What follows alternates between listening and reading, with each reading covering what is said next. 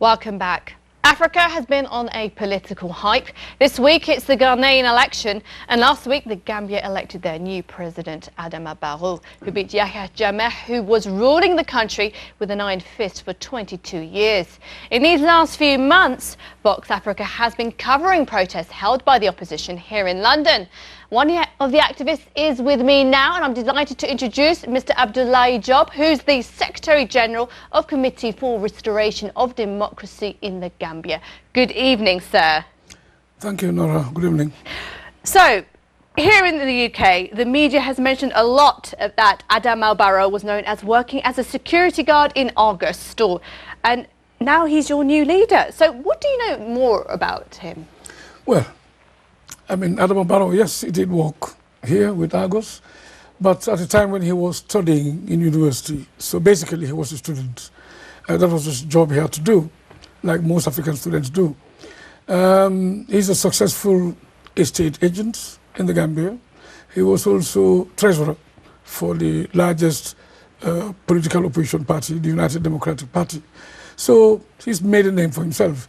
The most important thing is he doesn't carry political baggage. He's young, so he represents hope and the future. As we know that the opposition came together and they chose Adama Barrow to represent them in the election against the incumbent president. So why specifically him, especially knowing the fact that he was not the head of any political party? Why him? His relative youth, he had appeal, and as I said, he had no political baggage. And that's what the broad appeal was, basically. And the others, of course, have been around for a considerable period of time. And it was the young people that came out in their multitudes to vote overwhelmingly against the incumbent. And so, naturally, they went for a younger person. As I said earlier, he represents hope and the future. And this is very hopeful for the young people today in the Gambia, because before they've never really been heard, even across the continent. And now, you know, he was voted by the youth. I mean, it was amazing. Young people came together in their multitudes, in their tens of thousands, in their organizations, both overseas, within Gambian organizations in Britain, in the rest of Europe, in the United States, and within the country. And were determined, they were highly determined to unseat a tyrannical ruler for over 22 years who killed and maimed people, who stole large amounts of wealth, who arbitrarily arrested people and put them in jail, etc., etc. So people had had enough, and the young people thought their future was at stake, and that they had to come out. This time determined to make sure he's out.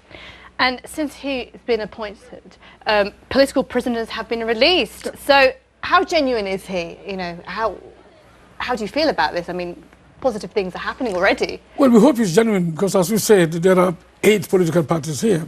It's an interim administration for a period of 3 years, and there are other political parties involved. So it's not like an executive position where you rule over everybody else. It's just forced among equals. And so he'll have to listen hard. And I think, you know, he'll have to be genuine. I think he is genuine.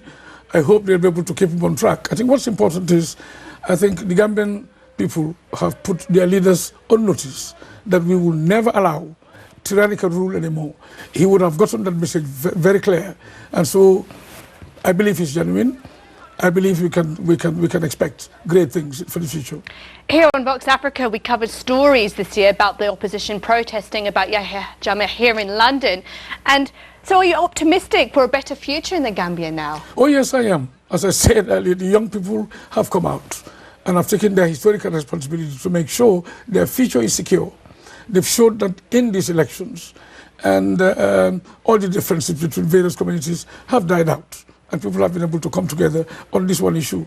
And so I have a lot of hope for the future. It raises hope, it raises expectations, and these have to be managed, and they've got to be met. And you yourself, you're going back to the Gambia next week for after how many years? Oh, I haven't been to the Gambia for 38 years. I'll be going to Senegal for about a week, and then I'll be flying out to the Banjul, to the Gambia. Right. So how does it make you feel to see your country? It makes me feel great that for once in my life I can go back. I used to sit back and think, this day will never come. I'll probably die in exile. It has happened to a lot of people. But I hope to be able to catch that plane, get out there, see my home country, kiss the earth. Thank you very much, Mr. Abdulai Jobe. Thank you. Thank you.